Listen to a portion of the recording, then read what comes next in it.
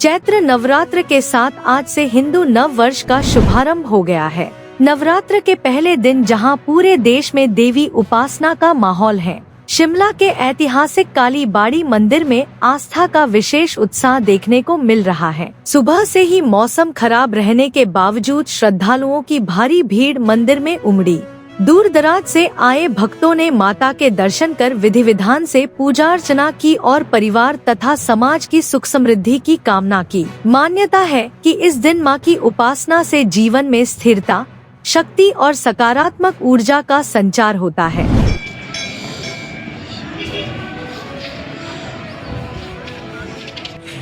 क्या रे भाई, ठीक है।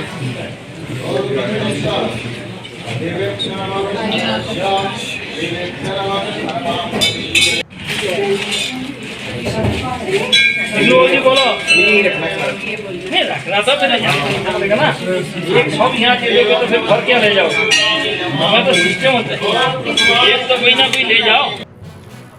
ये आप लोगों के चैनल के माध्यम से चैत्र नवरात्रि की नगरवासी के साथ साथ पूरे प्रदेशवासी को ढेर सारी शुभकामनाएं दे रहा हूँ। जहाँ तक बोल रहे कि कैसे रहती है कि माँ जब धरती पे आते हैं पूरे परिवार के साथ, पूरा परिवार हरा भरा, जैसे कि कहते हैं कि सुजला सुफला सस्स श्यामला, चारों तरफ से हरियाली रहती है। पूरा प्रदेश में कि विश्व में भी इसका हरियाली रहती है। इसका प्रभाव हिंदुस्तान के साथ साथ पूरे विश्व में भी इसका प्रभाव रहती है।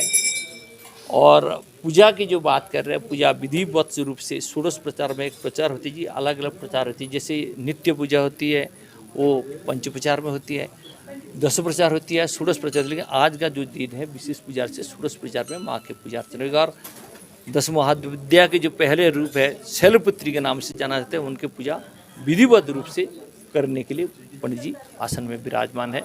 और बहुत महत्व है। अगर एक इसका महत्व जो भक्त आते हैं अपने पूरी मुराद लेके आते हैं, रोते हुए आते हैं, हंसते हुए जाते हैं। और एक बात में इसका जवाब दूँ तो कि एक किस्म से मान लीजिए राजा महाराज युद्ध करने से पहले जैसे अश्वमेध यज्ञ करते थे, इसी प्रकार के इस अश्वमेध के यज्ञ बराबर माना जाता है इस महत्व से।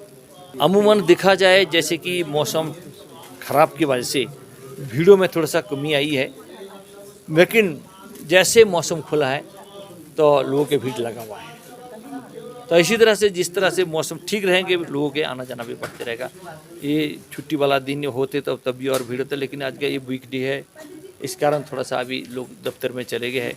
जब 10 बजे से जब वापस आएंगे उस टाइम खास करके दोपहर का जो आरती होती है उस टाइम और शाम की आरती के टाइम बहुत भीड़ होती है।